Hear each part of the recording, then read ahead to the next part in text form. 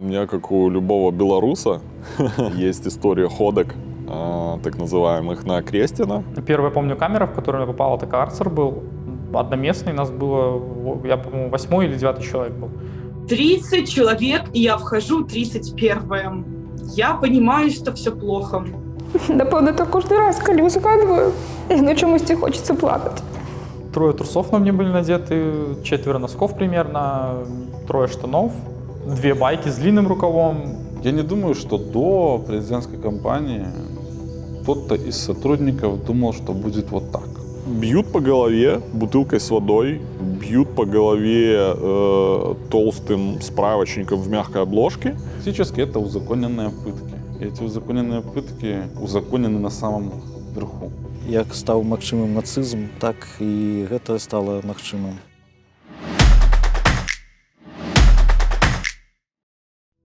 Вуліца ў Мінску, названая ў гонар савецкага лётчыка Барыса Крэсціна, сёння для беларусаў стала сімвалам палітычных рэпрэсій і гвалту. Менавіта там, у ізалятары часовага ўтрымання і цэнтры ізаляцыі правапарушальнікаў, адбываюць свае суткі людзі, затрыманыя па палітычных артыкулах. Некаторыя беларусы праводзяць там 10-15 сутак, а некаторых трымаюць па 30 сутак, некаторых больш за 100. Мы пагутарылі з такімі героямі, каб зафіксаваць іх сведчанне. Ты разумееш, чаму да вас прыйшлі? Была история с не сливом.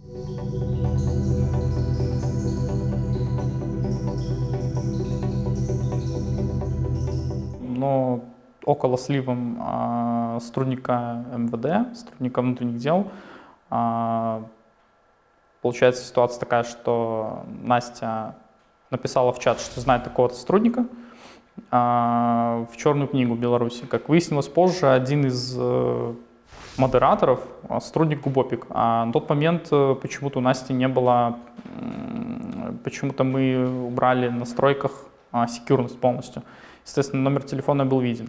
Когда она отправила эту информацию о том, что знает такого-то сотрудника, мол, он ходит к ней в школу, сотрудники Губопика расценили это как слив не просто сотрудника, а его ребенка якобы, и по сути с этого все началось. Позвонили жене, Насте, о том, что с просьбой прийти на Революционную 3, побеседовать, и интересовались также мной. Мне Настя звонила несколько раз, в тот момент был на работе, после я перезвонил ей и уже сам вышел туда. Мы где-то, нас задержали, примерно была разница в час. На тот момент уже прошел осмотр у нас в квартире и изъяли Настин телефон.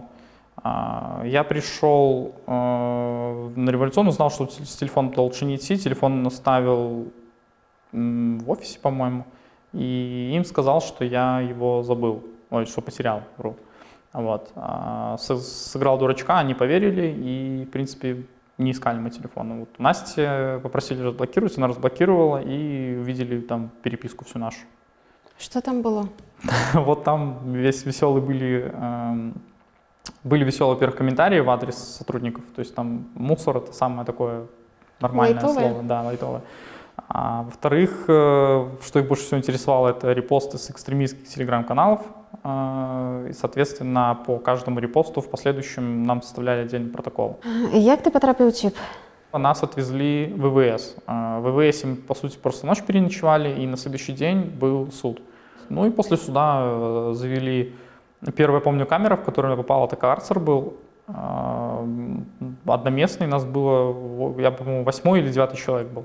Вот. В этой камере побыл пару часов изначально, и потом перевели уже в другую, помню, номер 9-ю, 4-местная, и там уже было у нас 12 человек.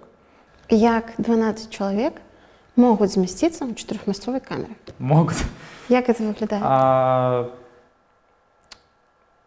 Получается, ночью спимся на полу, большая часть на полу.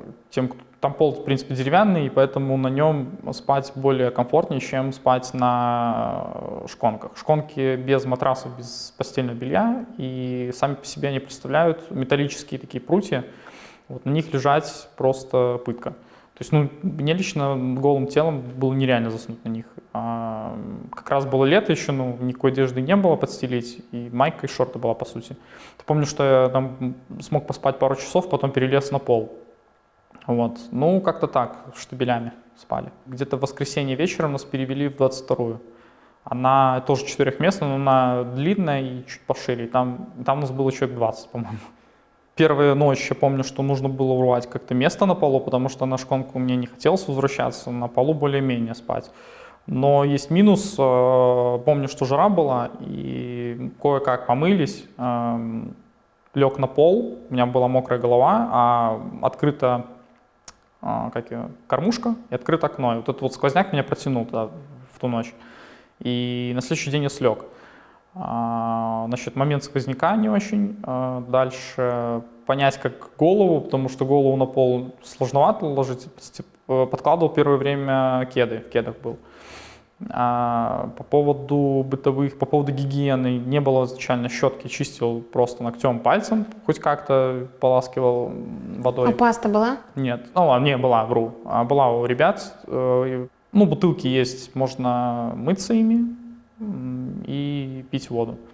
Туалетную бумагу, в принципе, давали через раз. Мыло, в принципе, тоже было. Из развлечений это ходить туда-сюда, с одного конца камеры в другой конец камеры. Я просто не разумею, коли у 4-месцовой камеры 20 чоловік, яшчэ застаецца прастора, каб туды-сюды ходить по камере? Ну, в 20-ром же нет, это сложно, но бывало, что, например, задерживали все равно циклично. И бывало, наступали такие моменты, что нас там типа не 20, а там 11. И 11 уже казалось много места.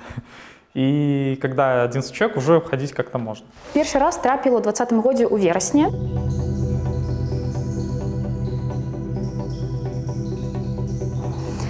И там, в принципе, были такие, ну, кшталту санатория, то есть там передавали передачки, там ты мог лежать, сколько ты хочешь, спать целый день. Ну, то есть просто... Матрасы были так само, так? У верасні 20-го года были матрасы, были передачки, были прогулки, были душ был, ну, плюс-мінус, конечно, калі ты потрапіш у яго, ўжо дзе набыў. Вось, можна было, а ўжо, што кранаецца пазнейшых, то не было, там былі зусім іншыя абставіны. Я была паўсюль, я была ЦИП, была Барановичи, была Жодина, была в Могилёве нават. І, ну, апошнія разы ўжо мяне как бы трымалі толькі ў Менску.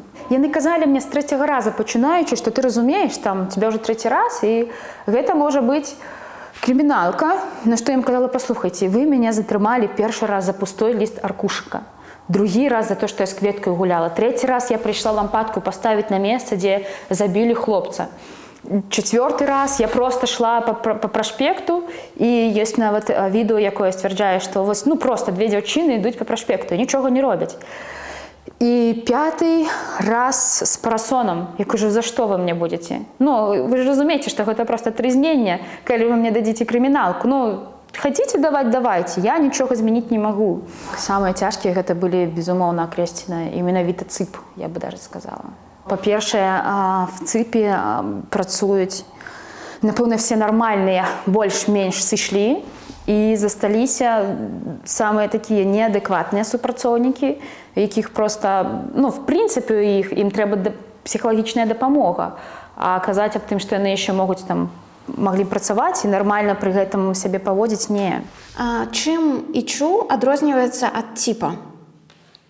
Ну, по сути, они ничем не отличаются.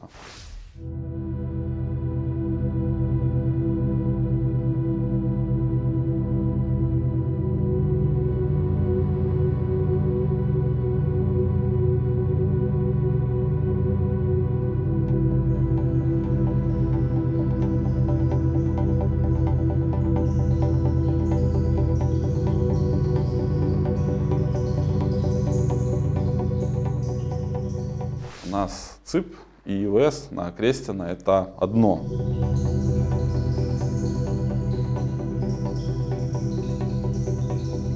А во всей стране, ну, как бы нет у нас ЦИПов, у нас есть только ИВС. И поэтому людей грузят грубо говоря, ВВС.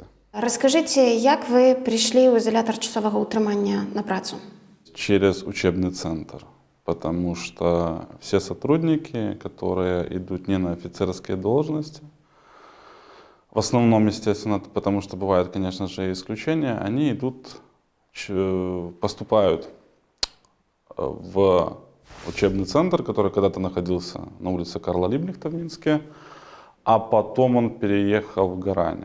Там они проходят первоначальную подготовку, которая в мое время длилась примерно 6 месяцев, а потом она сократилась, и сейчас, насколько я помню, составляет где-то около 3. И после этого сотрудник, уже подготовленный, попадает в изолятор временного содержания или в патрульно-постовую службу, милицию. Я попал непосредственно, мне хотелось служить людям, я пошел уже достаточно в таком серьезном возрасте, то есть мне уже было на то время, кажется, 24 года. Я решил попробовать, почему бы и нет, почему бы не посмотреть, как работает эта система милиции изнутри. И я пошел осознанно туда, я посмотрел, и, наверное, еще даже начиная с учебного центра меня очень много чего поражало. Потому что там не учат, там дрессируют, там делают так, чтобы ты был покорный, чтобы уже непосредственно в самом райотделе ты четко и понятно выполнял поставленные задачи. Учебный центр — это такая мини-армия. Туда в основном люди попадают вообще, как и, собственно, в милицию. Если мы уберем немного в сторону Академию МВД, Могилевский институт милиции, то основная прослойка — это сержантский состав. Это люди, которые попадают именно исключительно через учебный центр. То есть это, по большому счету, это молодой человек, который достаточно средне учился в школе, он не может поступить в университет, он попадает в армию. В армии его 1,5 года тренируют, дрессируют. И причем такими методами, которые он конкретно понимает. Он не понимает хорошие слова, он понимает исключительно вот такую грубую силу, и в конечном итоге это дает свой результат. Через некоторое время человек выдрессировывается, и вот, приходя из армии, он попадает на контроль в РОВД, который постоянно контролирует молодых людей, которые приходят с армии, то есть бывших военнослужащих. Они сразу же посылают им письмо с приглашением, и спустя у кого-то 2 месяца, у кого-то 4 месяца человек попадает в этот учебный центр. Первый месяц — это исключительно строевая подготовка, в основном, скажем, строевая подготовка в свободное от учебы время. Учеба — это с 8 часов до 3. Тебя учат разному.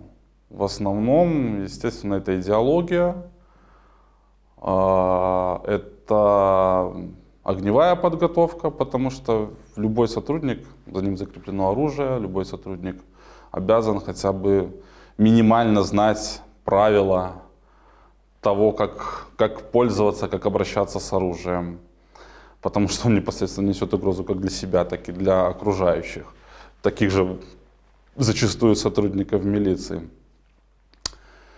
И через месяц у тебя присяга, и после присяги уже начинается такая более интенсивная учеба, где тебя конкретно не учат быть сотрудником ИВС, или тебя не учат быть конкретно сотрудником участковым или патрульно-постовой службы. Такого нет. Это все достаточно так в целом. То есть административное право, уголовное право, идеология, спецсредства объясняют, какие есть. И если когда-то этот срок был 6 месяцев, то потом он сократился до 3 месяцев. А естественно, как можно человека научить за 3 месяца быть милиционером? То есть и с учетом того, что мы говорим, что большинство из этих людей имеют вот такой вот сложный бэкграунд, то есть как достаточно слабую учебу, не поступление в высшее учебное заведение, армия и потом милиция. И в целом, в принципе, человека это устраивает.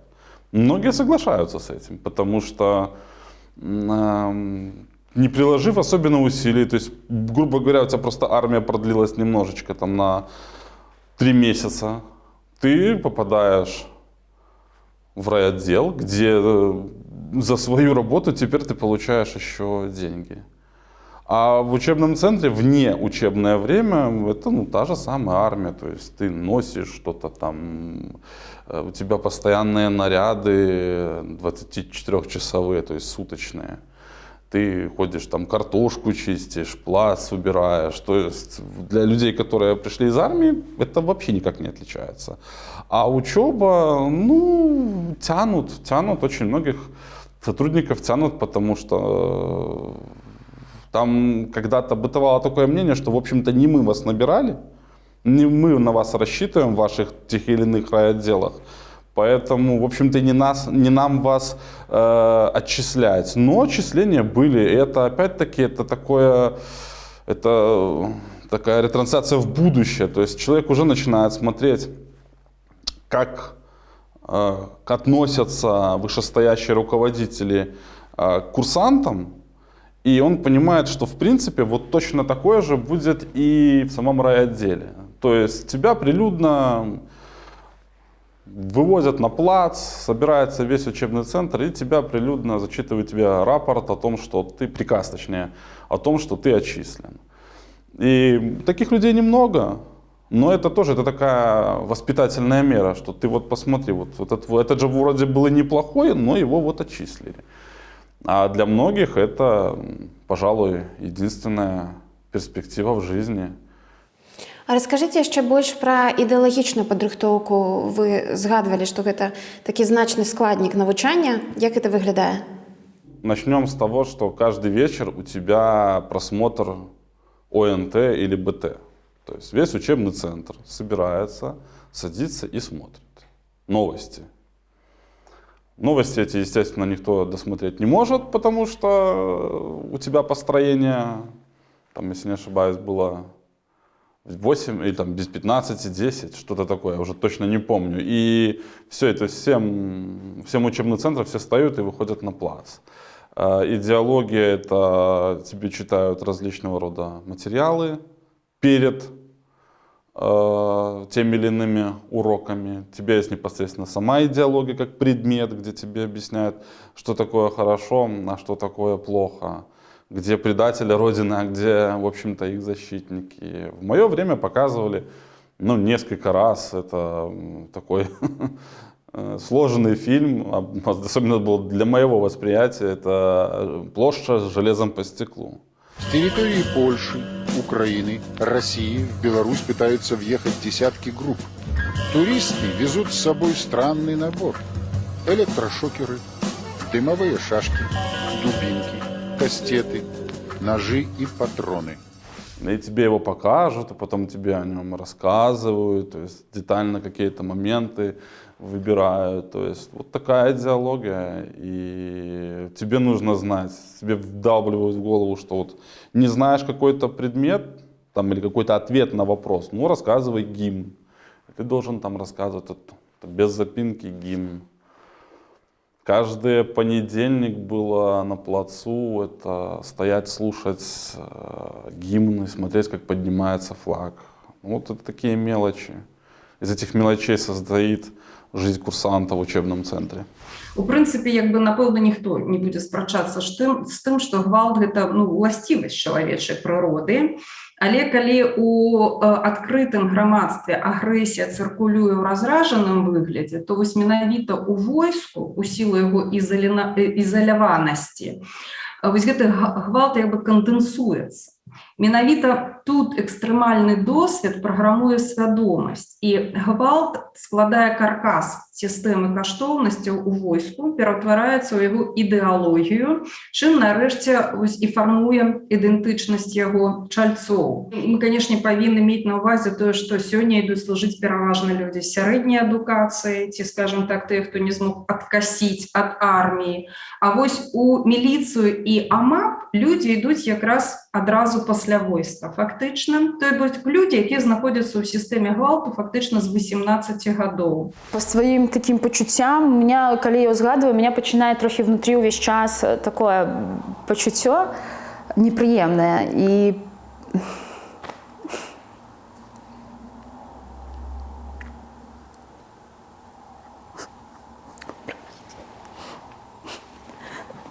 напэўна, то кожны раз, калі ўзгадваю, яно чамусьці хочацца плакаць. Хаця вроде уже і год прайшоў, уже павінна трохі адпусціць, але ўсё ж такі апошні раз быў такім самым цяжкім для мяне ў нейкім сэнсе. Бо затрымлівалі і всю сям'ю затрымалі, прыехалі. Ну, не всю, как бы часткова, хто быў дома. Камусьці далі сотні, камусьці там, ну, потым судзілі і нічога не далі. Але, в прынцыпе, самый такі...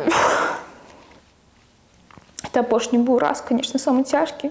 Ну, в прынцыпе, само, калі мы сидзелі, я разумела, што будзе, бо уже з 4-го раза было такой неадэкватны, я б сказала, нейкія выпады з боку тых, хто там знаходзіцца, да, тых, хто там працуе, да, то есть нас уже перестали выводзіць на прагулкі, калі што-небудзь не падабались нам, ну, 4-й раз нам 1 раз залілі хлорку за ўвесь час. А як гэта было?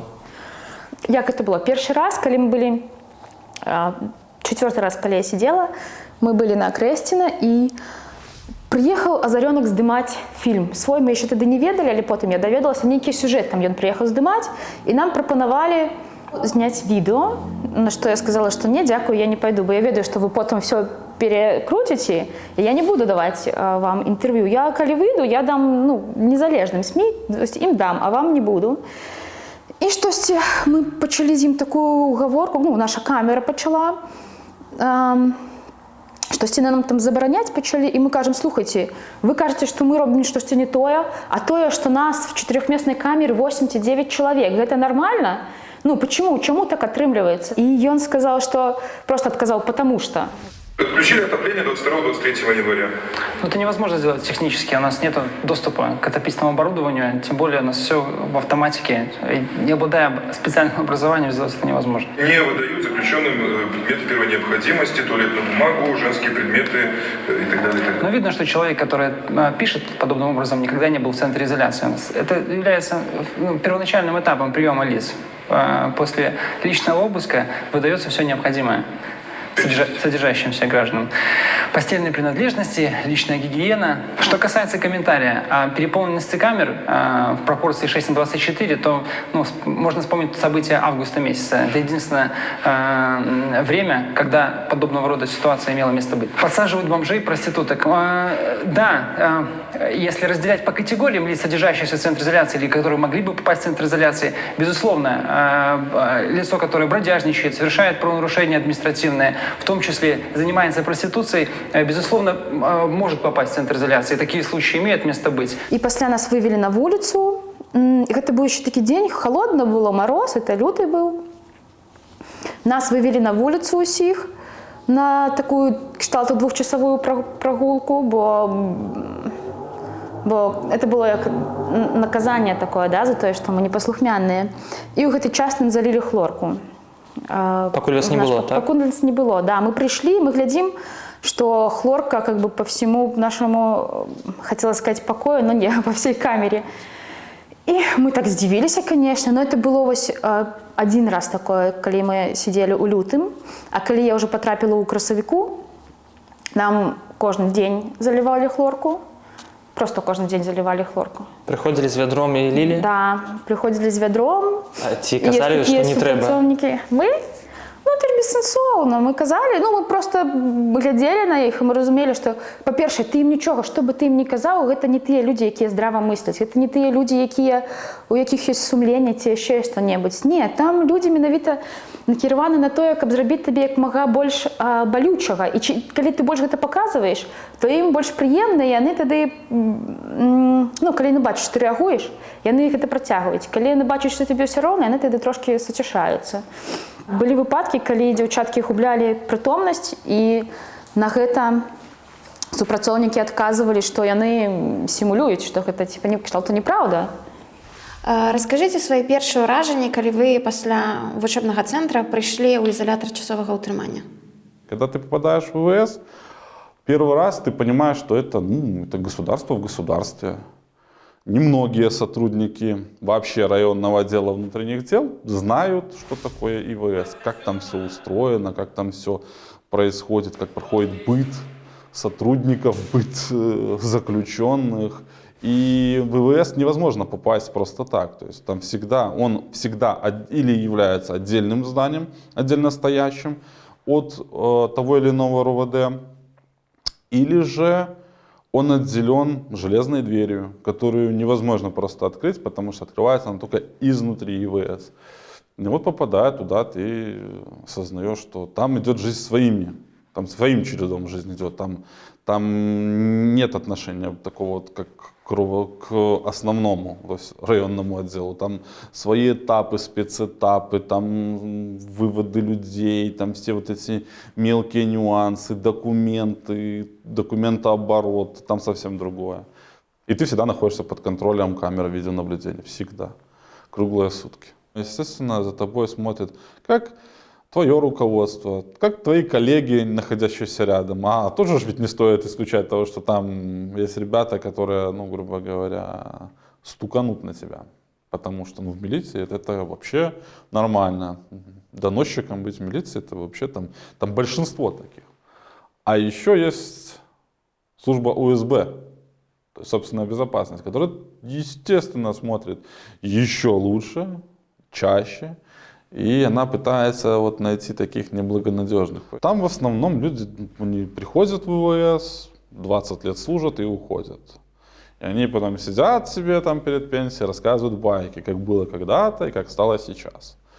Они рассказывают, что тут не было камеры, мы вытворяли вот это, а тут то, а тут так. Это такая жизнь сотрудника ВВС. Раскажыце, чым вы займаліся у ІЧУ, як выглядае гэтая структура функцыянальна? Чым яна займаецца, хто туды трапляе? Там находятся люди, отбывающие административный арест, то есть административно задержанные, административно уже арестованные, а также лица, которые задержаны по статье 108 Уголовно-процессуального кодекса, то есть по непосредственному возникшему подозрению совершения преступления. А также люди, приехавшие, если мы будем брать именно районный отдел, на суды, на следственные действия. Я работал вначале в конвое, то есть мы перевозили людей в суды, мы возили людей на этапы, с этапов. Потом я был постовым, то есть это вообще такая своеобразная работа. Это человек, который 12 часов на ногах ходит и меняет жетоны. То есть это является таким показателем того, что ты работаешь. То есть каждые 15 минут там жетон меняется на следующую камеру. И вот так вот эти жетоны ходят по кругу в ИВС. Ты занимаешься, то есть бытом заключенных, то есть ты приносишь им воду, еду, ты приносишь передачи их, ты какие-то их там просьбы выполняешь, типа там, например, письмо передать, или они просят, например, принести им там кипятка, таким вот ты занимаешься в изоляторе. Временное содержание, я, например, таким занимался. Можете яшчэ расказаць, колькі люди зарабляюць, тыя, которые працуюць у ІЧУ? Звычайно, там, с премиями, без премий? Тут скорее больше надо говорить, что без премий. Вообще, если ты ходишь с премией в милиции, то это недоработка твоего руководства. Нет такого, чтобы человек где-то что-то не сделал, поэтому за этим сотрудникам нужно отдельно смотреть. А зарабляют до 1000 это точно. 800, 900, наверное, сейчас с последними повышениями заработной платы, то есть это может быть 900, может быть около 1000 рублей. 28 февраля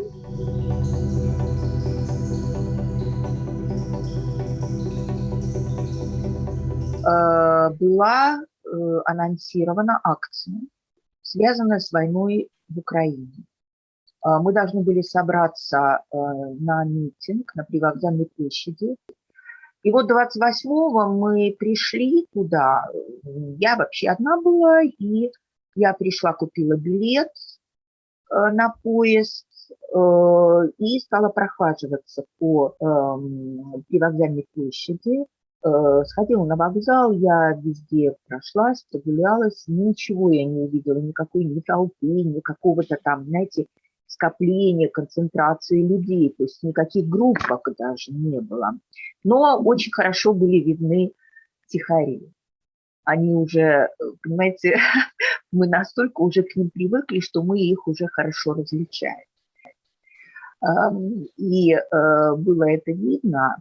И в какой-то момент я встретила знакомую, мы с ней пошли в сторону метро, и она еще сказала, ну, я тоже прошлась, ничего нету, я поеду домой. И тут мы смотрим, что стоят автозаки, стоят бусы, и много ОМОНовцев, и вдруг я вижу, что они волокут мальчика, ну, молодого человека. И, знаете, во мне такая какая-то ярость проснулась. То есть я, в общем, я не хочу скрывать своих каких-то представлений, своих предпочтений. И вообще, когда на ваших глазах кого-то волокут, ну, это, наверное, нормальная реакция, да, когда вы... Даже если люди, которые там пятером или сколько там их было, на него набросились, даже если у них на спинах написано ОМОН, все равно это безобразие. И, в общем, я кинулась к ним, и, в общем, там еще были женщины, которые на них кричали. И, в общем, я под ногами у них путалась довольно долго. Они меня забрали и отвезли в РОВД. Ну, и потом нас всех, после того, как всех оформили, нас повезли в ЦИП на Крестина. Нас завели в камеру. Камера двухместная. Ну, там 2 кровати стоят, да? Естественно, никаких матрасов, ничего не было. Более того, там даже не было раковины, торчал кран из стены, и под ним поставили мусор, ну, чтобы вода туда выливалась, а потом уже ее можно было в туалет вылить. Вот. И окна закрыты, все закрыто, духота. И нас было 17 человек в двухместной камере. Там мы находились, это все поздно ночью произошло, не знаю во сколько, потому что, естественно, никаких часов у нас там не было ничего. И мы переночевали одну ночь. На следующий день у кого-то был суд, у кого-то не было, потому что было много народу, и не всех успели осудить. Еще мы одну ночь переночевали, и на следующий день уже состоялся лично мой суд. 15 суток, и в этот же вечер нас перевели в другую камеру. А нас постоянно к нам или кого-то добавляли, или там кого-то переводили. Менялось количество. Но вот тогда нас было 17, кого-то потом увели, кого-то привели. И в какой-то момент нас вывели и повели в другую камеру. Там было 6 мест, и нас оказалось там 27. Меня задержали 3 числа.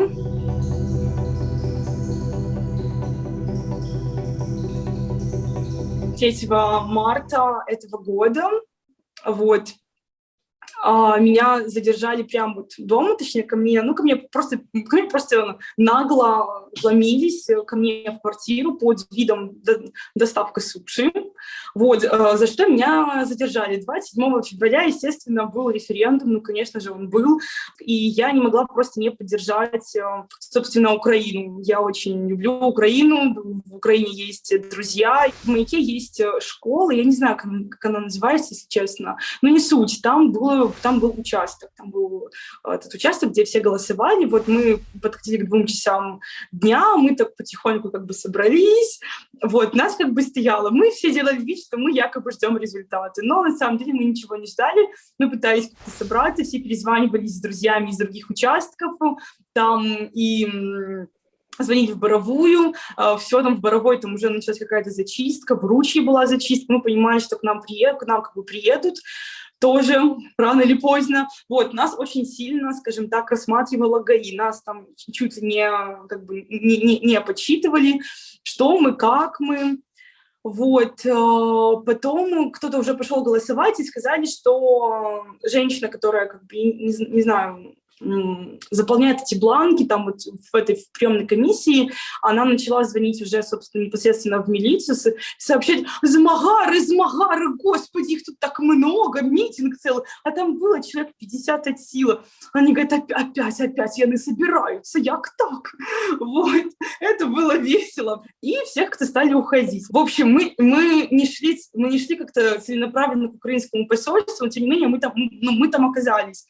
Там просто стояли люди, приносили цветы, завязывали как желто-голубые ленты, так мы видели и красно-белые.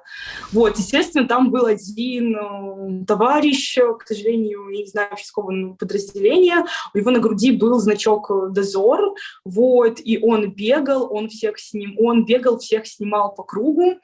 И, видимо, так должно было случиться, вот, потому что был очень сильный ветер, у меня срывает кепку, я поворачиваюсь ее как-то вот придержать, и мое лицо вот просто вот как на листовку розыска попадает в эту камеру, говорит: «О, отлично, я тебя снял». Я такая: «Хорошо, вы меня сняли, все, мы уходим». Мы пошли в метро, так вот, собственно, мы вернулись благополучно домой. 3 числа вечером я сидела, занималась какими-то рабочими моментами, вот, и я приняла решение, что надо бы перекусить. Я такая думаю: я хочу заказать себе суши. Вот. Была очень опрометчивая идея, потому что мне позвонил какой-то номер вечером и сказал, что он: «Гелина, там, здравствуйте, это курьер суши». А я реально как бы жду эти суши. У меня нет домофона, мне нужно сказать код, чтобы люди попали ко мне в подъезд. Вот, они говорят: «Ангелина, все, там 2 минуты, мы поднимаемся, все, типа, все, вот суши, вот мы все привезли». Я такая: «Да, конечно, все». Я беру уже деньги, там что-то на себя набрасываю, подхожу к двери, собственно, заходит один человек, вот, и все, он вместо пакета показывает свое удостоверение. Вот, он зашел в квартиру, как бы все, везде включил свет и сказал, что как бы я задержана. Я такая думаю: опа. Ну, как бы я поела очень неплохо. Мне присудили 10 суток, хотя я говорила, что вообще это все неправда.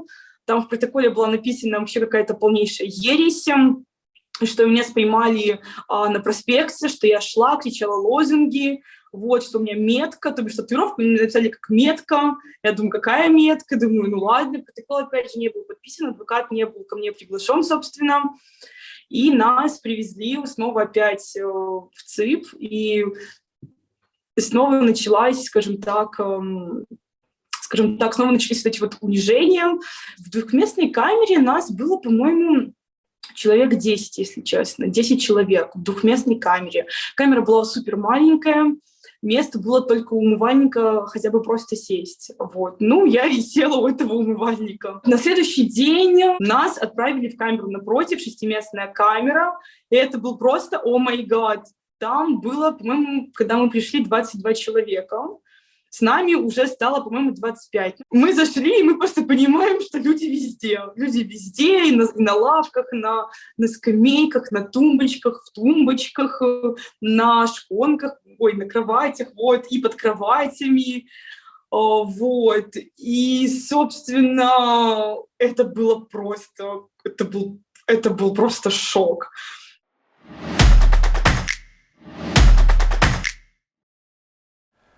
Я правильно разумею, што туды немагчыма перадаць перадачу?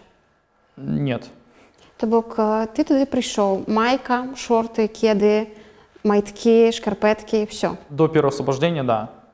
Калі адбылося першае вызваленне? После, на 41 сутки, 41 сутки отсидел, освободили. Як 41 суткі сядзець у адной і той же вопратцы без магчымасці памыцца? Мылся, набирали бутылки и мылись над туалетом, по сути, вот водой этой. Мыло было кое-как, ведро было, там можно было постираться, сидел, ждал в трусах, ну, как-то так. А учитывая, что была жара адская, 34-35 градусов, мы, в принципе, там находились в трусах чаще, одних. Што ты зрабіў з гэтай вопраткай, з которой ты там 40 дзён жыў? Одна майка выжила, я ее постирала, сейчас ее ношу, шорты не знаю. Ты зараз носишь гэтую майку? Да, она где-то дома лежит у меня.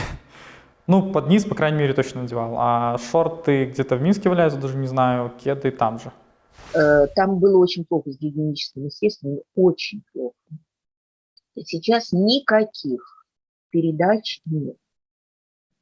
Ни по четвергам, никак. Единственное, можно передать лекарства, которые человек принимает постоянно. И да, это они брали.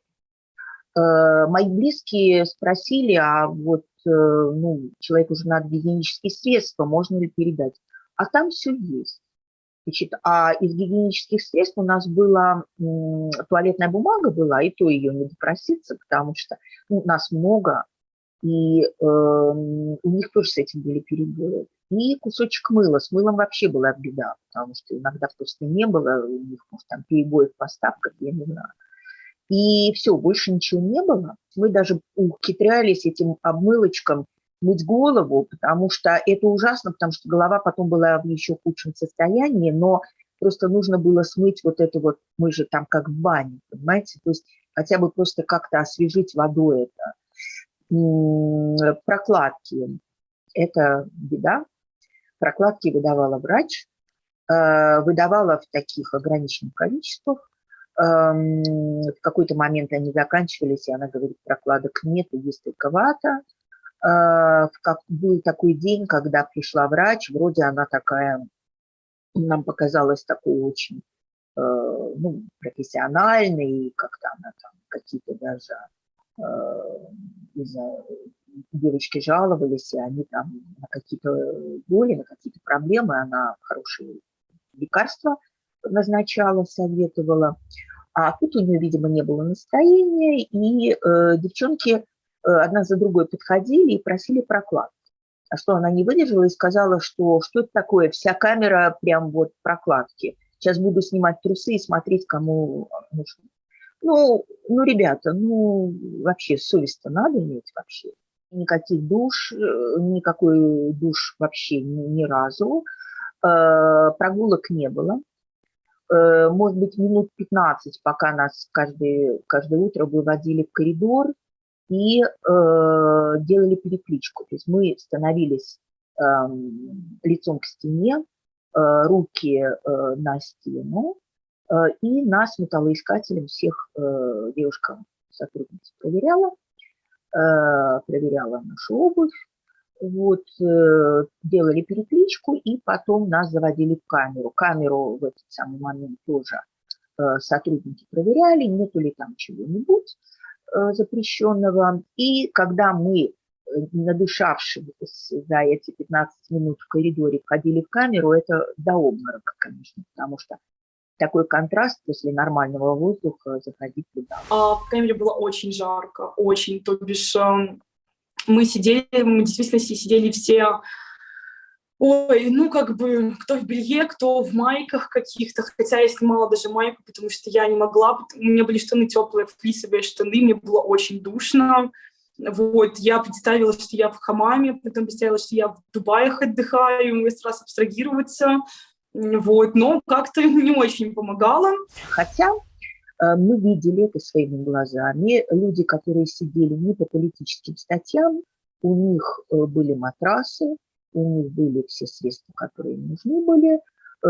Их было ровно столько в камере, сколько было мест. То есть понятно, что это не, скажем так, не самоуправство начальства. Ну, может быть, так скажем, виды воздействия они уж как-то сами придумывали, но то, что было общее такое указание с нами не церемониться, это понятно.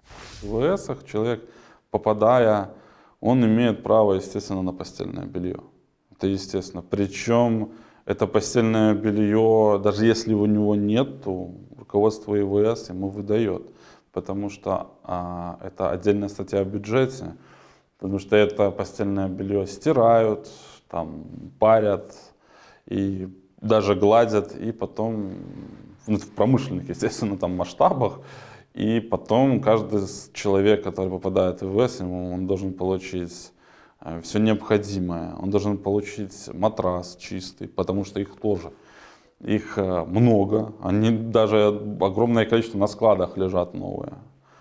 И вот это именно, то есть вот именно момент поступления. Потом человеку, естественно, могут передавать любого рода продукты, которые не скоропортящиеся, которые не домашнего приготовления.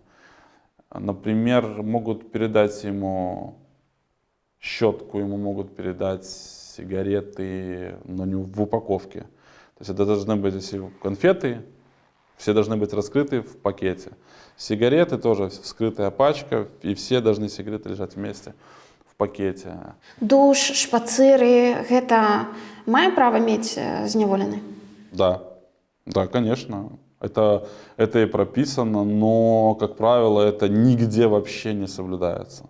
Вообще нигде. Потому что большинство районных отделов, при которых есть еще ИВС, или вообще отдельно стоящих ИВС, вообще не обладают такими возможностями, как вода, то есть горячая, потому что просто таких нет условий.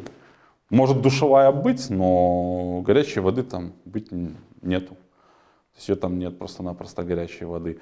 А прогулки, сотрудников мало, работы много, и поэтому, как правило, никого никогда не водят. Политическим, они вообще, я думаю, отдельные категории там ведутся, и никто вообще не переживает за их самочувствие, за то, как они там вообще там могут быть 8, 10 в двухместной камере. Вот это явно, никто, во-первых, за такое не накажет в настоящее время. За других там зэков, да, могут, а за этих нет.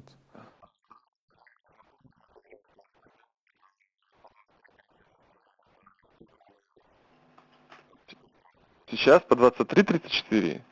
Сейчас настоящий 2. Да, 5 и 7 суток. Да, так точно. В одиночной камере, значит, самые херовые матрасы, чуть не рваные, там, вшивые, значит, поодиночке сидят. Сейчас даю команду бомжей им найти. Хлоркой обрабатывали вчера 3 раза. Конечно. Начальникам вчера определяли. Я понял вас. Так точно. Все, меня отвели в камеру. Вот, снова на том же этаже, снова та же камера. Вот, и что я хочу сказать, я была в шоке. Мне казалось, что революция у нас она волнообразная, референдум закончился, соответственно, людей не должно быть вообще.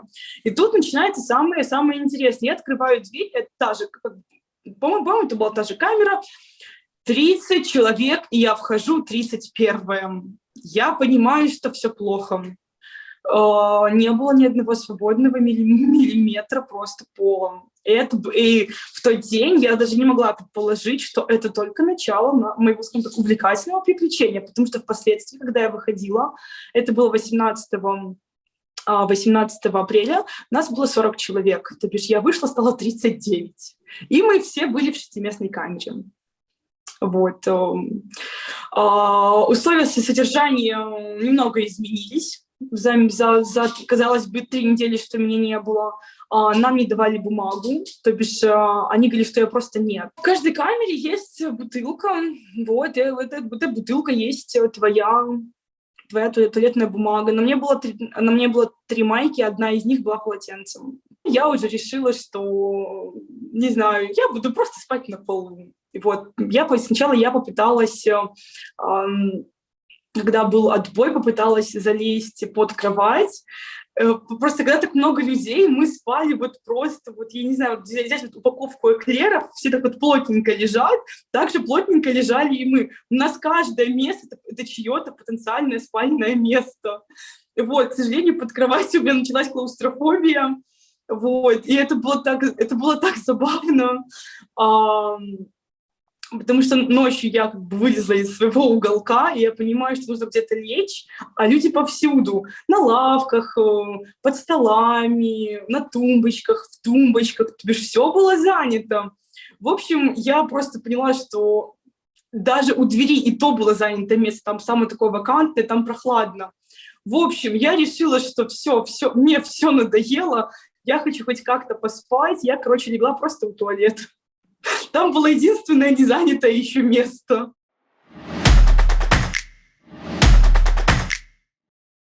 Самыми тяжелыми последствиями задержания и нахождения в местах изоляции являются ПТСР, посттравматическое стрессовое расстройство, и депрессия.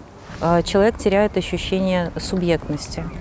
То есть у него пропадает ощущение, что что-то зависит от него, что он может контролировать этот мир, что он может контролировать последствия, что он может предсказывать правильно. Потому что ситуация ведь была у нас очень непредсказуемая, и было очень много случайных жертв. Человек часто очень теряет свою трудоспособность. Не тотально, не в общем, но она очень сильно снижается. Человек, у которого есть психологическая травма, постоянно какую-то часть своего ресурса мозга туда отводит, да, на удерживание травматического материала. И отсюда снижается концентрация внимания, отсюда снижается уровень энергии. То есть наша энергия уходит на то, чтобы как-то справиться с последствиями того, что с нами произошло. Становится тяжелее концентрироваться, становится тяжелее встречаться с людьми даже. Да? То есть получается, что человек перестает доверять окружающим, он начинает бояться, он начинает тревожиться избыточно. И это очень сильно ухудшает качество жизни. У меня, как у любого белоруса, есть история ходок, так называемых, на Крестина. Как говорится, не сидел, не белорус. Мой первый арест был совершенно неожиданный. Первый раз я туда попал до суда, буквально переночевал. Это был 2011 год, молчаливые акции. Я тогда в одной из них участвовал и шел по улице. Меня сзади подхватили ОМОНовцы, закинули в автобус, там немножко пометелили, попрыгали на мне. Потом отвезли в РОВД, забрали все личные вещи, шнурки, там все как полагается, и отвезли на ночь на Крестина. У нас там было очень много людей, и поскольку это была такая теплая пора года, и это был еще старый корпус, еще старые алды, скажем так, должны помнить этот старый корпус, где не было кровати, не было шконок, там были деревянные сцены. Там корпус годов, не знаю, там 60-х, постройки, что-то такое. И там окна даже не закрывались, то есть там была просто такая решетка, оконные рамы без стекол. И мы там провели ночь, потом на следующее утро нас вывезли в суд. Особо никакой жести там не было тогда, это был такой экспириенс прикольный. Следующий мой арест и доставление на Крестина случился буквально там через несколько недель, когда ребята просекли, что я был одним из администраторов группы ВКонтакте «Надоел нам этот Лукашенко». За мной пришли тогда на работу, прям по красоте, группа захвата, все как надо. Отвезли в советский РОВД, там составили протокол 17.1, шел по улице, ругался матом, размахивал руками,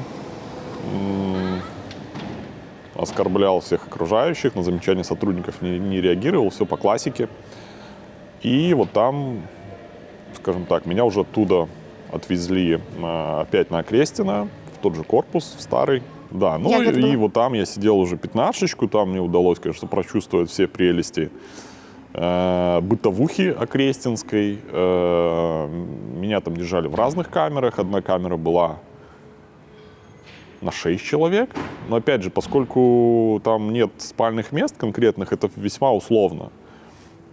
Потому что было же такое, что в камере, ну там условно, наверное, которая рассчитана на 8 человек, нас там было человек 15, и мы лежали вот так вот ровненько бочком, и по команде переворачивались все на другой бок. Ну, то есть вот настолько там было тесно. Я за эти 15 суток очень сильно похудел, наверное, не знаю, килограмм на 12. Ну, это было там, ну, просто высох. Значит, это было еще в 2012 году. Меня еще задержали. И тогда в квартиру, где я жил тогда, тоже вломилась группа захвата, но уже по другому делу. Я был администратором группы ВКонтакте ШОС. И тогда мне тоже дали 15-шку. Меня очень жестко тогда били, допрашивали, выпытывали пароли от ноутбука, от почты, от контакта в Фрунзенском РУВД. Можаш расказаць больш падрабязна, як адбываецца вось гэтае выбіванне правільных патрэбных ім паказанняў? Ну, бьют по голове бутылкой с водой, бьют по голове толстым справочником в мягкой обложке, для того, чтобы у тебя не оставалось гематом, но при этом ты получал сотрясение мозга. Ну и после этого меня там откровенно недельку где-то мутило, тошнило. Били по рукам, по ногам, выламывали пальцы, выкручивали руки. Ну вот как-то так это происходило. Ну я там не сильно, скажем так, сопротивлялся. То есть меня не пытали там до потери сознания. Ну то есть побили, я говорю, ну ладно, окей, вот вам мои пароли. Тем более там не было ничего такого секретного, страшного. Ну да, там доступ к группе. Потом у меня была отсидка в 2014 году. 2014 год — это чемпионат мира по хоккею. Не знаю, печально известный, наверное.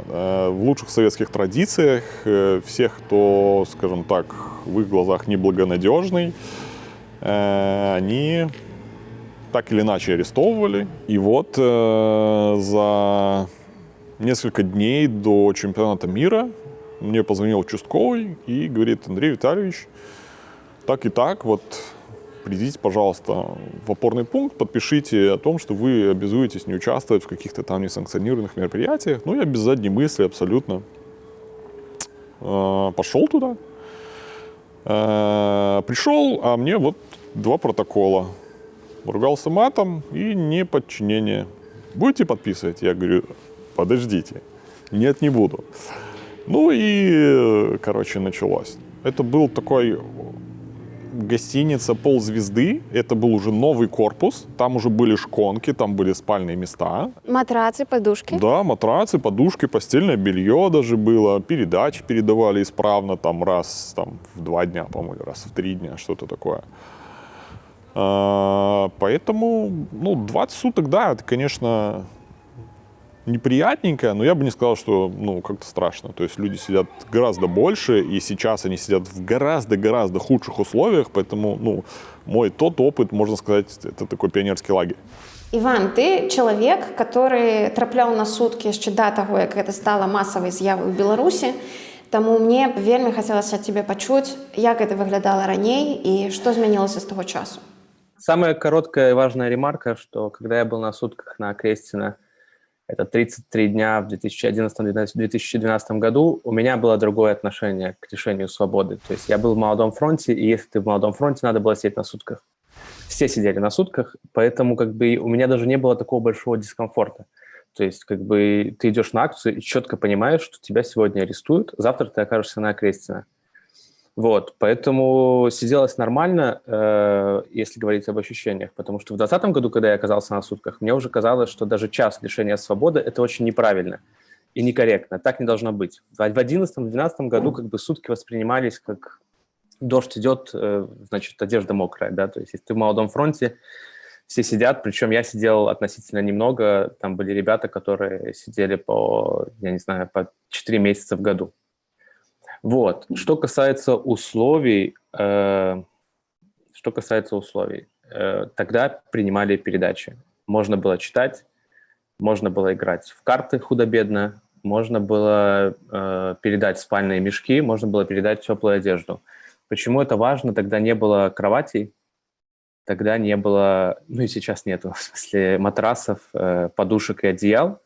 Тогда вообще все это выглядело как сцена, так называемая. Это большая деревянная кровать. Это сложно представить, но в интернете можно найти фотографии, которые, кстати, делали молодофронтовцы. Их водили на Крестина на экскурсию, как школьников. Вот, это деревянная кровать, где находится определенное количество мужчин. Они спят рядом, и ну, там из дерева сделана как будто бы подушка, такое возвышение.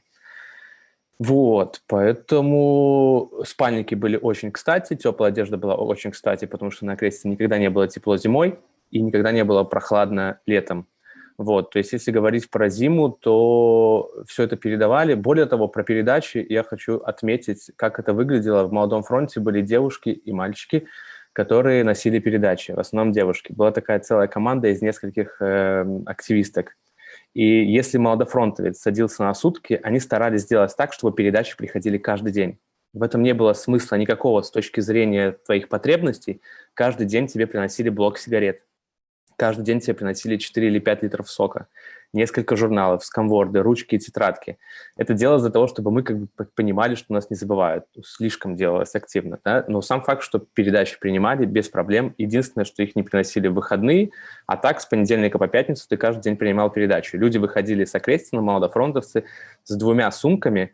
И вот как люди сейчас с колонии освобождаются. То есть им могли столько вещей передать, что ты просто не мог все это вынести. И ты еще оставлял кучу вещей сокамерникам. Тогда уже, кстати, вот использовались такие методы давления, как... были вот камеры, где сидели люди очень нездорового вида. У них, там вот при мне, например, человек снимал штаны, у него вместе с джинсами отклеивались куски кожи. То есть ты, естественно... И он их снимал в первый раз за 4 месяца. Естественно, ты себя чувствовал в этом плане не очень хорошо, потому что камеры были маленькие, вопрос перенаселенности камер существовал всегда, то есть очень редкая ситуация, когда в камере было место, чтобы все спали одновременно. Обычно это все-таки были какие-то вот там... Одни спят днем, другие ночью чуть-чуть не спят, ну то есть как-то вот это все комбинировалось. И я как-то попал на Крестина, и начальник милиции Минской, полковник Евсеев, насколько я помню, был известен в свое время. Он просто сказал начальнику Окрестина, чтобы меня посадили в самую плохую камеру. Вот меня в нее посадили, было очень неприятно, но хочу отметить это про отношение персонала. Начальник Окрестина, я, конечно, не вспомню, как его зовут, он на следующий день вызвал меня и говорит: слушай, ну мне Евсеев сказал, чтобы ты сидел в очень плохой камере с бомжами, но я тебя переведу в камеру получше. Только ты давай про это никому не говори. То есть ты когда выйдешь, ты скажи, что на Окрестина плохие условия, чтобы меня как бы за это ничего мне не произошло. Ну окей, как бы меня перевели в камеру, где в плюс-минус были адекватные, нормальные ребята. Кстати, сори, что без воды, просто я сидел в камере, там было кроме меня 7 человек, их всех звали Владимир. Основные претензии тогда были то, что не водят на прогулки, их в принципе не водили, то, что тебя не водят в душ. Там 2 недели не очень приятно находиться без горячей воды. Но мы же не знали, что может быть намного хуже. Я говорю, что для меня всегда ценностью Окрестина было то, что я могу много спать и могу много читать. То есть я читал там... Ночью не выключался свет, это как бы было для меня окей. Я днем спал, чтобы не слушать эти разговоры. Ночью я читал книжки, и вот как-то я был 21 день на Окрестина подряд, и я прочитал 25 книжек.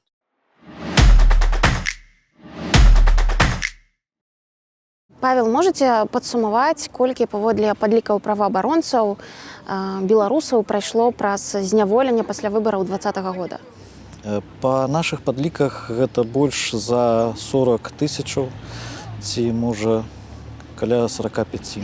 Гэта недакладная лічба, это 80 ці 70% ад таго, што на самой справе там мела месца быць. Ці ёсць у вас разуменне, як стала гэта магчымым у 2020 годзе? То бок, калі зірнуць на гісторыю незалежнай Беларусі, ці было гэта раней? Што прывяло да такой сітуацыі? Яшчэ 10 ці 20 год таму не было асобных ложкаў. 20 ці 25 год таму затрыманыя толькі адзін раз на дзень атрымлівалі ежу. І гэта не было лепш, чым зараз. Але вось гэтае наўпроставае парушэнне асноўных правоў мы з гэтым сутыкнуліся толькі ў 2020 годзе. Як гэта стала магчымым? Ну, як стаў магчымым фашызм, як стаў магчымым нацызм, так і гэта стала магчымым.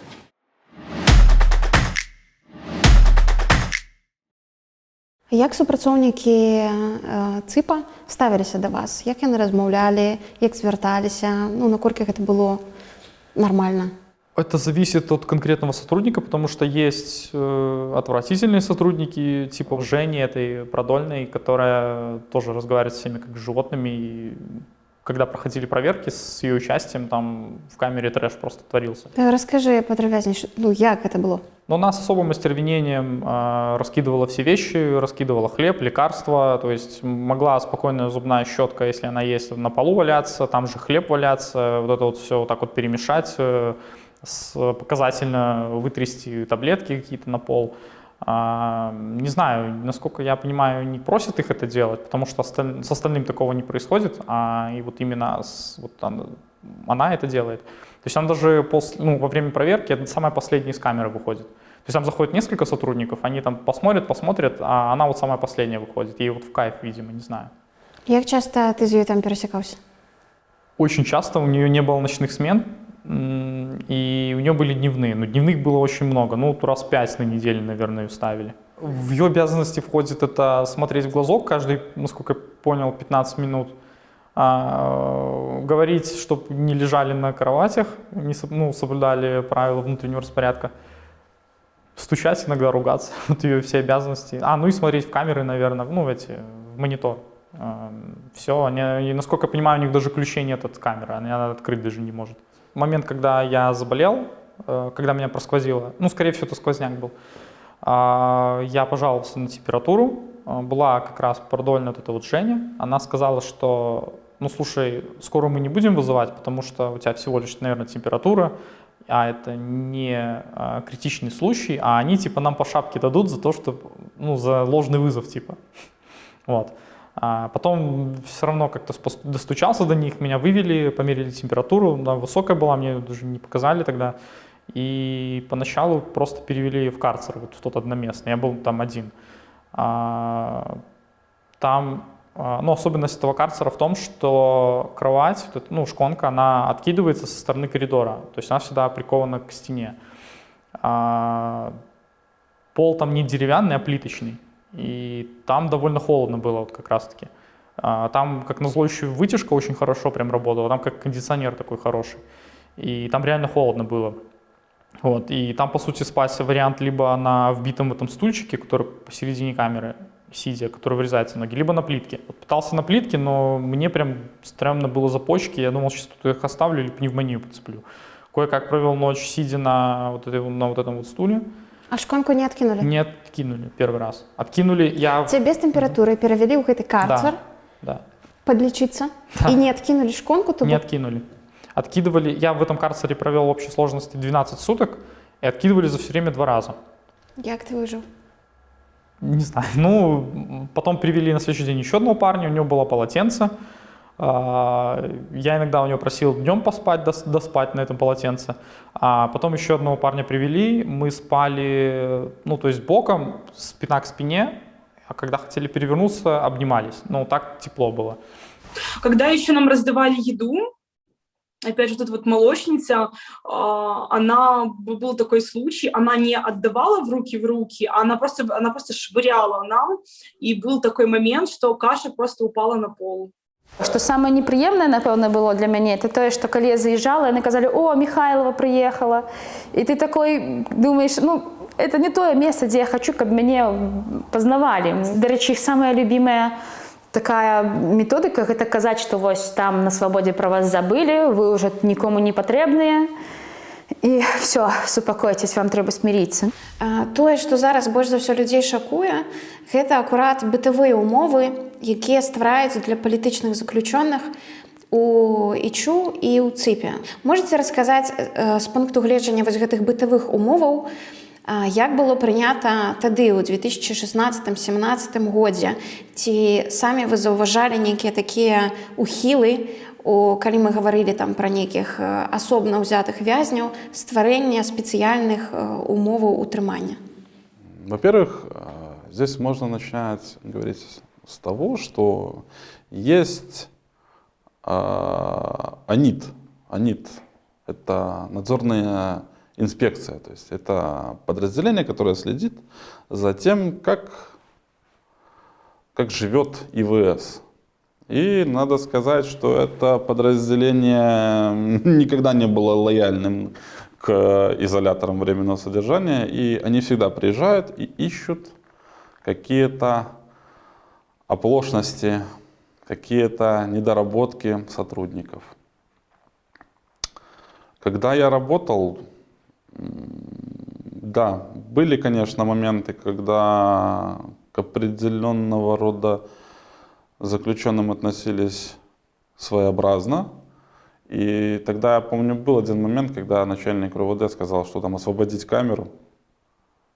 И потому что была возможность, что туда попадут политические. Там планировалась в 2017 или 2018 году акция какая-то, по-моему, приуроченная к дню, да, это должен быть День воли, по-моему.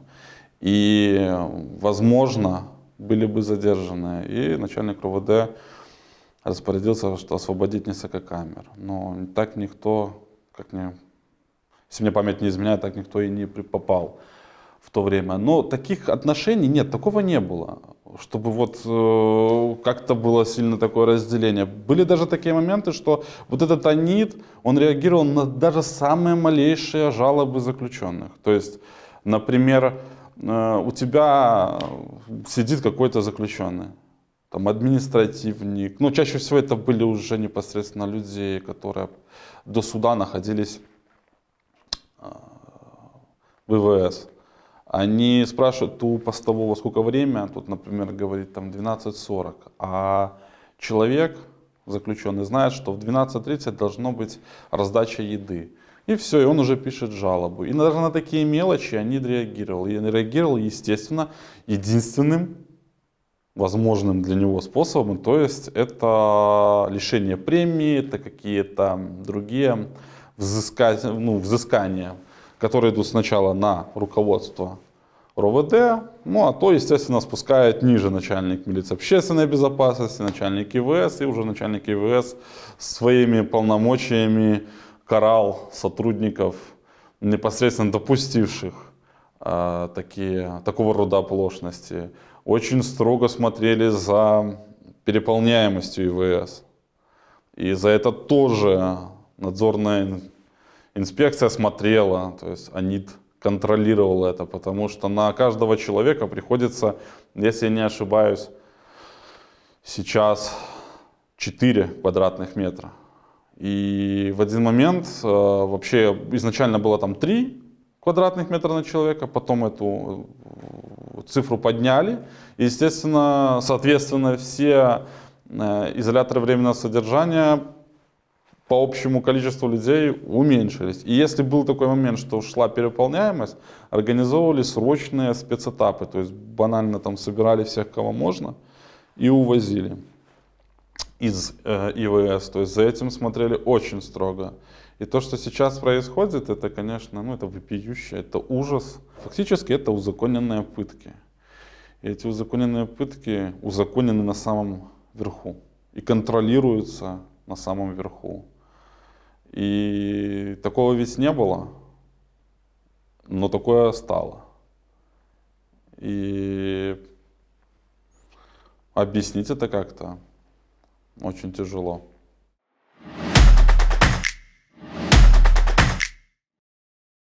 У лютым у нас было вельмі холодно в камере, бо было прочинено окно, і ми заклеювалі такімі пакункамі, якія нам там і выдавалі з хлебам.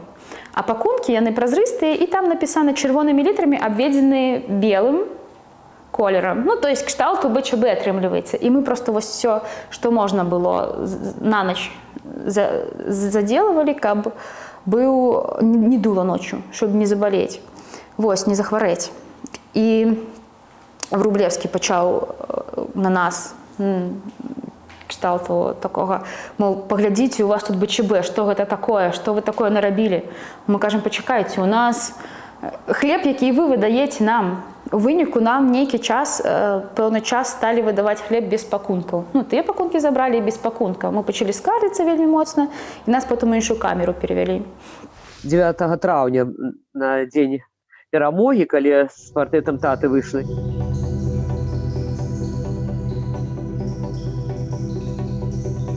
И мне сфабриковали два протокола, 20 суднев дали. А у меня в руках, я еще в коридоре стояла, в руках пакет с паперой и ручкой. Я всегда с собой ношу, тем более я имею право с жалобы, обжалования тут же писать. Да, в турме я так ранее робила. И они у меня забрали эту, и не дают. Я, так сказать, стала требовать и сказал, не пойду в камеру, пока бейте меня, убивайте, пока не вернете, вы не имеете права вернуть бумагу и ручку. Он, естественно, не вернул, начали вдвоем силой, применять физическую силу, меня заталкивать. Я когда увидела, что там карцер пуще прежнего начал сопротивляться, и говорю, зовите начальника. Они побежали на первый этаж. Я думала за начальником, а они третьего на подмогу. И то есть вдвоем, не знаю, троем запихивали. Я не думала, что такая сильная, еле запихали силой в камеру, естественно, силы неравно запихнули, закрыли, и все, хоть головой об стену. Такое было. Да, карцер. И мы спали, так я же опять, у меня палито от девочки молоденькие, которым еще рожать на холодной плитке. Ужас. Это 2 ночи, что ли, это было, уже не помню. А было такое у траўні, калі кожны дзень выливали воду с хлоркой, нас выводили на проверку в коридор и воду кожны дзень лили. И потом передачи так-сяк передавались, и нам, помню, передали передачи, и грубость такая была, крики, вот это было, да, у траўні. Коли не сядите, вот ежу за сутки нам давали час, то выкинем. Естественно, мы все не съели. Они при нас у мусорку остатки ежи, там, что нам передавали, выкинули. И то, что они будили, вот тоже издеваются над нами, будет 2 раза, в 2 часа ночи, в 4 часа ночи перекличка. Это, для меня это не самое страшное. Страшная вот грубость маты милицейские. Я нават сделала заувагу,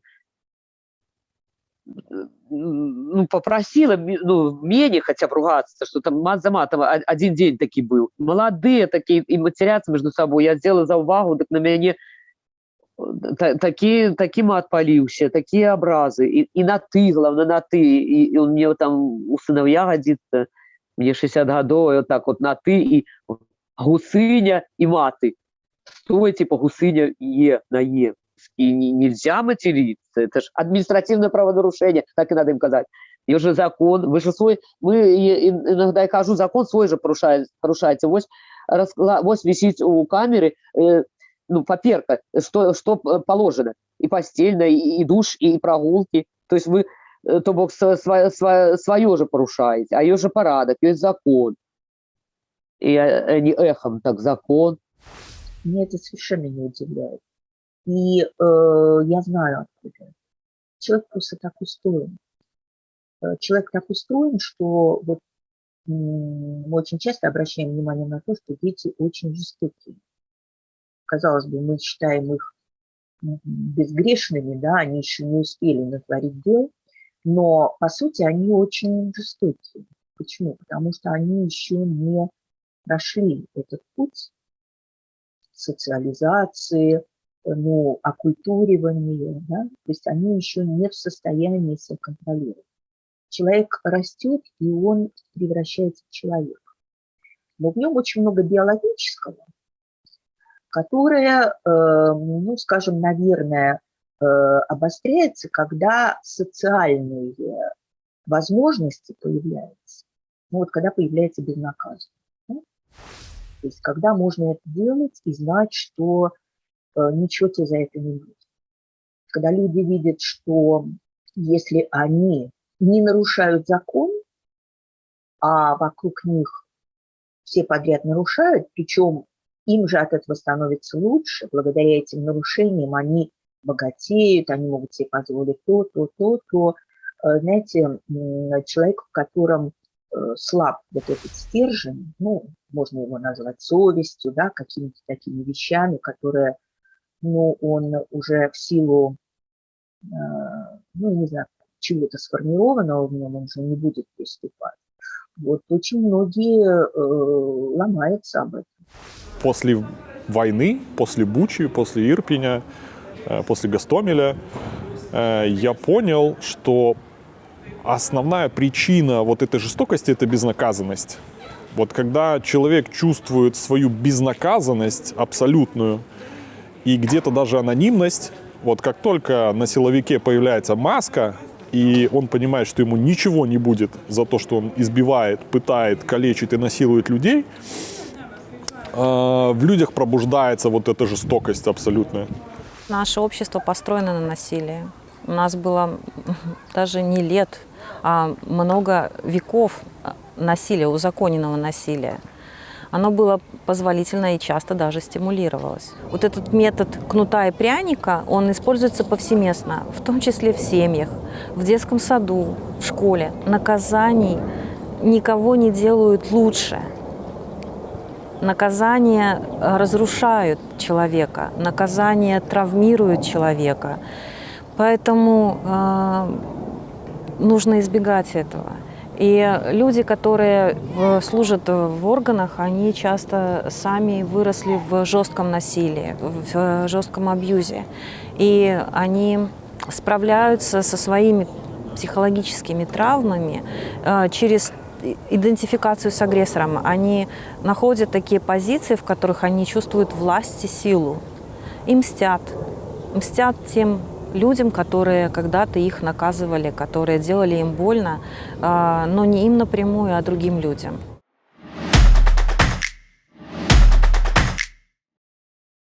Можете расказаць, калі ці ёсць у вас сваё разуменне, сваё бачанне, калі пачалося ўзмацненне рэжыму ўтрымання вязняў у Ічу і хто за гэтым стаіць? Я думаю, что закручивание гаек началось именно во время президентской кампании. Я не думаю, что до президентской кампании, то есть непосредственно даже, можно сказать, до августа 2020 года, кто-то из сотрудников думал, что будет вот так. Я думаю, что... Нет, все думали, что да, там немножко покричат, немножко что-то там походят, да и все. Кого-то там ОМОН отработает, привезут, кинут, да и ладно, да и хорошо. Но потом, видимо, все пошло не по их плану вообще. Я уверен, что это идет с самого верха. Может быть, это не говорят о том, что вот надо действовать вот именно так, но где-то посередине между заказчиком и исполнителем есть определенная прослойка сотрудников, которые, я сказал бы, они хотят выделиться и придумывают вот такие вот вещи, как хлорка, как голые нары, как перенаполнение, как в Гомельском ИВСе, поближе к туалетам посадить политических, как постоянно их тусовать по области спецэтапами. А что, они же могут? Такой же, ну вот, посмотрите, у нас переполнение, все, мы занимаемся, то есть, распределением заключенных по различного рода ИВС области, и все, а по закону они могут, и все, вот они садят людей и повезли их. Гастроли то туда, то сюда. Это тяжело человеку. Вот ты сидишь, представьте, лето, ты сидишь в конвойной машине, там комнатка, я не знаю, сколько там, может быть, полметра на полметра. И вот ты едешь в жаре, машина металлическая полностью, вот ты едешь, еще, скорее всего, с наручниками на руках, так вот несколько часов. Туда-сюда.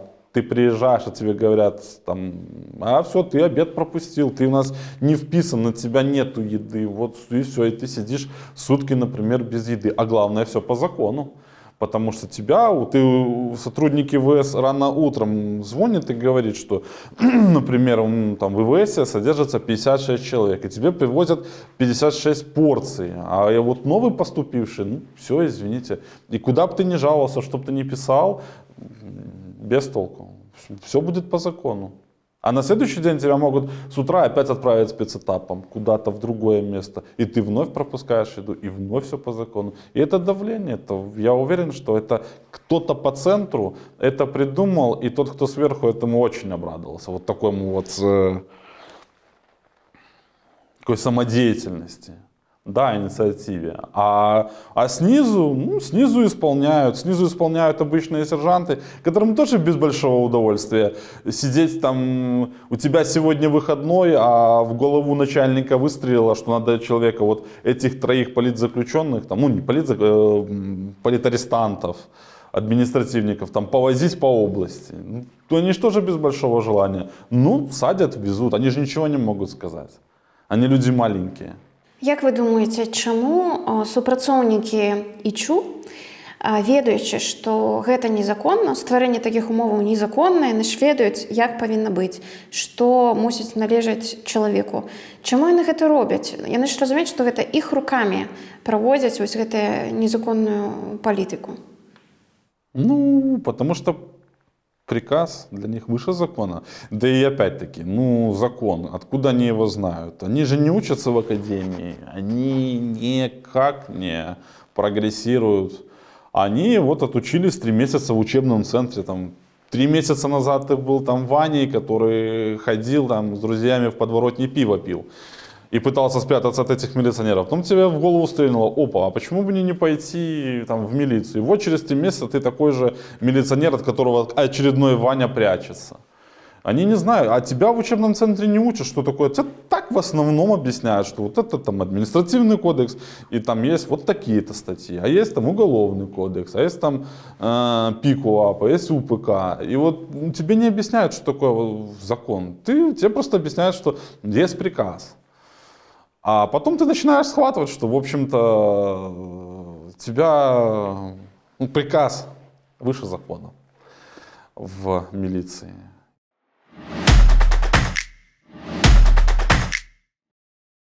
Што ты адчуваў, калі кожны раз прыходзіў на суд, і кожны раз тебе выносілі новыя і новыя і новыя суткі?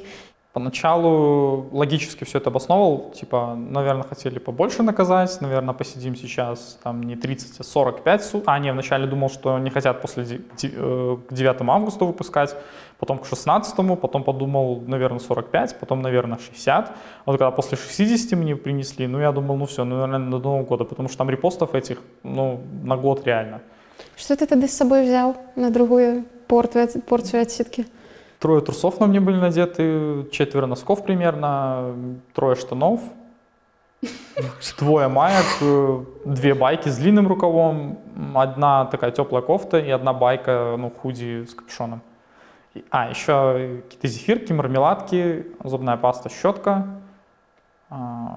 линзы были и раствор к ним. И, кстати, тогда все пропустили. 2-й раз, когда меня привели, меня вкинули в ту же камеру, я этих ребят знал. Они, с одной стороны, улыбнулись, с другой стороны, грустно было, что не освободился. Я помню, что завели меня тогда, меня и еще одного мужчину с Белочкой. Вот. И он в ту ночь как раз концерты нам устраивал. Что он робил?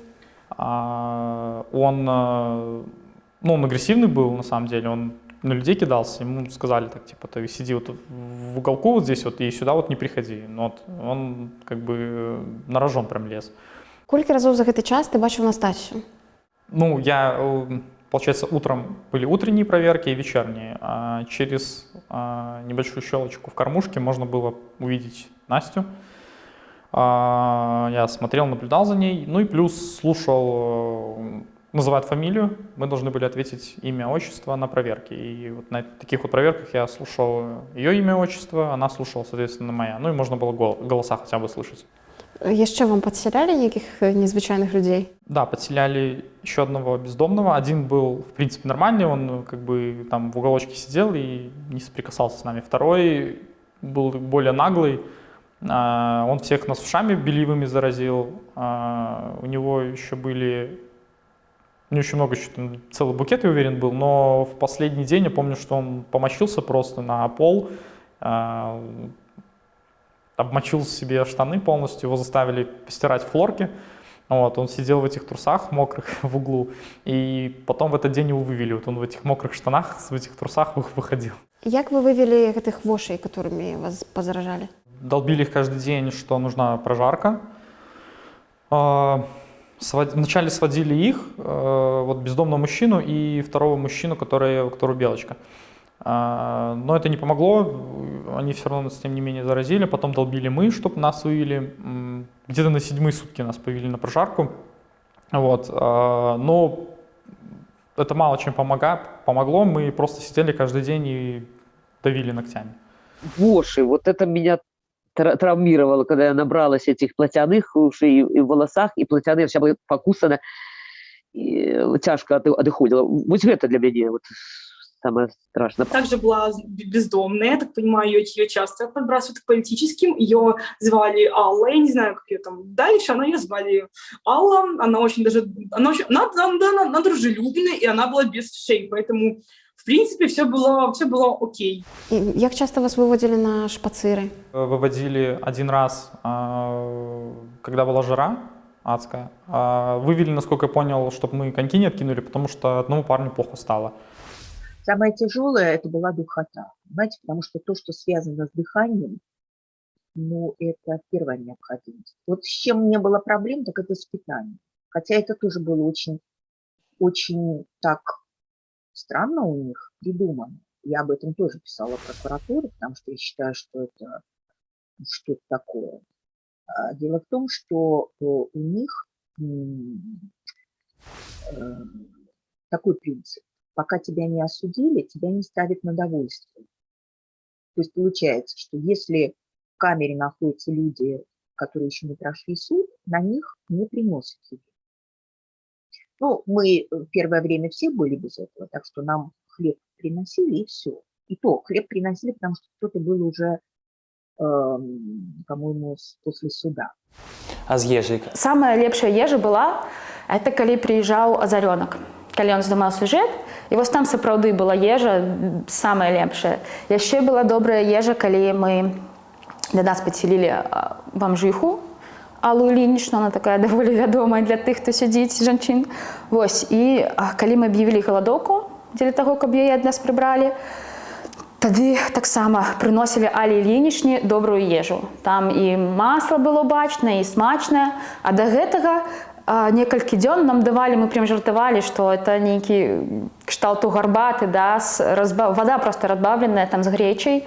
Просто вось такія разбавленыя рэчы, якія мы просто нават вылівалі, нягледзячы на тое, што мы былі даволі галодныя. Нам уже не передавалі пасылкі, передачкі. Нам, в принципе, там порцыі такія маленькія, ты імі асабліва не наедаешься.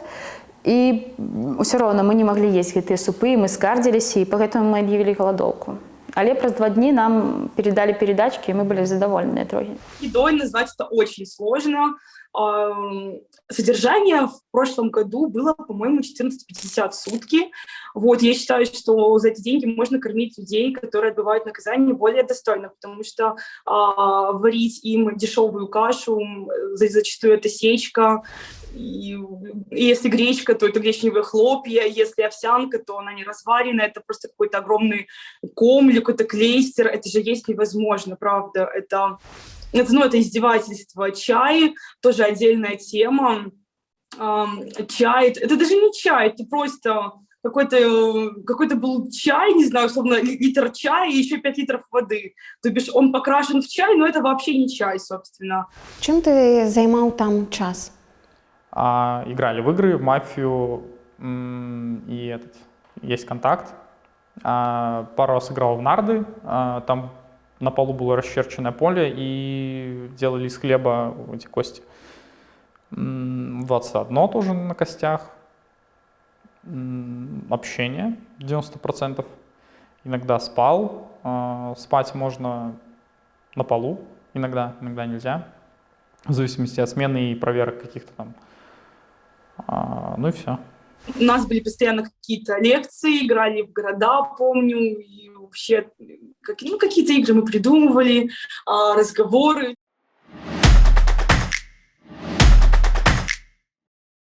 Ці ёсць сувязь паміж тымі метадамі, які выкарыстоўваюць сёння беларускія сілавікі, і тымі метадамі, якія выкарыстоўвалі супрацоўнікі НКВД ў часы Савецкага Саюза? Тое, што мы мелі ў 2020 годзе, спачатку паказанні з людзей, як мы ведаем, не выбіваліся. Людзей проста жорстка каралі. Але тое, як да іх ставіліся і як іх прыніжалі, як іх нават і сцязалі, мы можам сказаць, то тут паралелі як бы відавочныя. Калі я чытала гэтыя дакументы, мяне ўражвала, скажем так, вынаходлівасць следчых у тым, як можна прычыніць чалавеку не толькі невыносныя фізічныя пакуты, але і пагоршыць гэта ўсё маральнымі. Вось, напрыклад, вытрымка з документа 1938 года об методах НКУС. В течение месяца держали меня на ногах. Заготовил на бумаге фашистские знаки и наклеивал мне их на лицо, на лоб, щеки, на грудь. Чтобы знаки эти держались, он своей слюной намачивал их. Ну и, конечно, шмат таких прыкладаў, як зацягвалі арыштаваных ва ўціхамірвальныя кашулі, аблівалі холодной водой, выставляли на мороз, уливали ў нос нашатырны спирт, прымушалі прысядаць сотні разоў з Бібліяй у выцянутых руках альбо брахаць па-сабачы. Ну і гэта пры тым пры ўсім, што акрамя вось гэтых такіх здзекаў і такіх пытак ствараліся невыносныя умовы існавання, альбо заключалі ў карцеру рэжымныя камеры, утрымлівалі ў спецыяльна абсталяваных вельмі сырых, халодных альбо вельмі гарачых памяшканнях, пазбаўлялі адмыслова сну, вады, па-зверску збівалі, і шматлікія такія здзекі, пра якія нават чытаць не буду. Незалежна ад таго, наколькі такія структуры, як КДБ ці МУС, армія былі ці не былі рэфармаваныя, сёння яны выкарыстоўваюцца менавіта як рэпрэсіўныя органы. Больш за тое, калі гаварыць як бы не пра тое, што там садысты 30-х гадоў вучылі там садыстаў 50-х, АТ-6 і так далей, так не такая, як школа гэтага, тым не менш вось такога разрыву у гэтай пераемнасці не было. Сапраўды, больш за тое, ну, мы ведаем, што і назва захавалася ў КДБ, напрыклад, лічыць сябе пераемнікам, захавальнікам традыцый, аб гэтым сведчаць і юбілейныя зборнікі, сімволіка, і артыкул на Вікіпедыі, як гэта гісторыя іх расказана на афіцыйным сайце. Але вось калі мы гаворым, чаму і як такі гвалт стаў цяпер магчымы, то праўда ў тым, што гэта было магчыма заўсёды.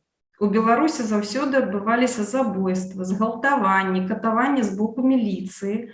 Проста грамадства пра іх не ведала, ці не хацела ведаць, альбо нават калі ведала, то не рэагавала. Як напісаў у сваім блогу Мікалай Дзядок, ранейшыя акцыі адбываліся супраць пэўных канкрэтных адносна невялікіх групаў насельніцтва. Цыганы, анархісты, футбольныя фанаты, ЛГБТ, лекары, хабарнікі. На жаль, грамадства не разумела, што калі дзяржава адточвае рэпрэсіўны механізм на адной групе, раней ці пазней ён будзе ўжыты на другой групе, на 3-4, а пасля ў выпадку небяспекі для рэжыму і на ўсім грамадстве. І натуральна, што ведаем мы ўсе, што вось транслюецца такая установка ўладаў, што ўжываны зараз непрапарцыйны гвалт неабходная умова магчымасці грамадзянскага міру. У чым фактычна сёння жывуць беларусы? Што фактычна любы, ці пратэставаў ён, ці не пратэставаў, можа быць арыштаваны, збіты, а то і забіты. Любы можа апынуцца на Крэсціна, на нарах, без матраса, атрымае зусім нечаканы артыкул. І вось у гэтым сэнсе атмасфера вельмі падобная. Мы жывем усе ва ўмовах вось чакання гэтага чорнага варанка.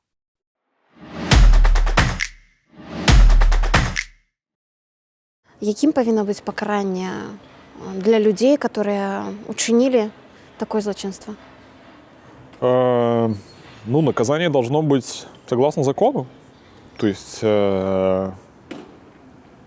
я не сторонник теории, что зуб за зуб, око за око, но все люди, которые были причастны к репрессиям, не только в 2020 году, не только в 2021, но все те там 26 лет, 27 или сколько уже там, 28, сколько он там уже творит эту всю чернь. Все должно быть согласно закону. Должен быть трибунал,